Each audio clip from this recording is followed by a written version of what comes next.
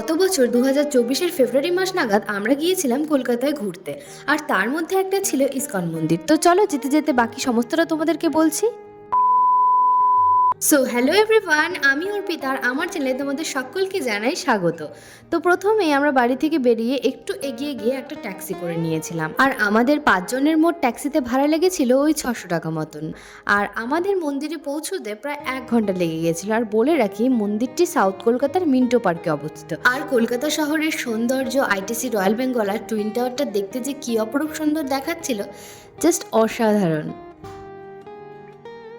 সে 11টা 50 নাগাদ আমরা প্রায় মন্দিরে পৌঁছে গিয়েছিলাম।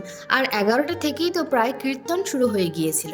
তবে ভেতরে ঢুকেই তো দেখতে পাই যে ছবি তোলা বা ভিডিও করা একেবারেই নিষেধ, তাই আর সেরকমভাবে কিছু শ্যুট করতে পারিনি। তবে কীর্তন চলাকালীন অনেককেই দেখেছি ফটো তুলতে, ভিডিও করতে, তাই আমিও অল্প কিছু তোমাদেরকে দেখানোর জন্য শ্যুট করে নিয়েছিলাম। যাই হোক, যেমনটা দেখতে পাচ্ছ, ডান দিকে রয়েছে জগন্নাথ দেবের মূর্তি আর বাদিকে রয়েছে রাধাকৃষ্ণের মূর্তি। কি অপরূপ সুন্দর যে দেখাচ্ছে। তারপর 12:30 নাগাদ শুরু হয় ভগবানের আরতি, আর প্রায় 1টা পর্যন্ত চলে।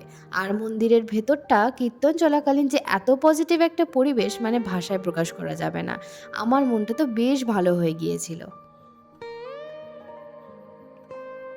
তারপর আমরা বেরিয়ে চলে গিয়েছিলাম ভোগ গ্রহণ করতে। আর ভোগ গ্রহণ করতে গেলে কিন্তু একজন মাথা পিছু 100 টাকা করে দিতে হয়। তারপর একটা কুপন দেয়, ওটা জমা করে আমাদের খাবার নিতে হয়। আর প্রসাদ মানেই তো খাবারটা টেস্টি। তবে সেদিনের প্রসাদটা খেয়ে মনটা যেন আরও ভালো হয়ে গিয়েছিল। হাই বলো, হাই। না, নো। তারপর বাইরেটায় কিছুক্ষণ বসে আমরা সবাই বেরিয়ে গিয়েছিলাম। আর মন্দিরে ঢোকার আগে জুতো রাখার একটা জায়গা রয়েছে, যেটা একদমই ফ্রি, শুধু একটা টোকন দেবে, সেটা তোমাদেরকে সঙ্গে করে রাখতে হবে। যাই হোক, তারপর আমাদের জুতোগুলোকে নিয়ে বেরিয়ে পড়েছিলাম বাড়ির উদ্দেশ্যে। আশা করছি তোমাদের ভিডিওটা ভালো লেগেছে। আর ভিডিওটা ভালো লেগে থাকলে অবশ্যই একটা লাইক করে দিও আর কমেন্ট করে জানিও তোমাদের কেমন লেগেছে। সকলে ভালো থেকো।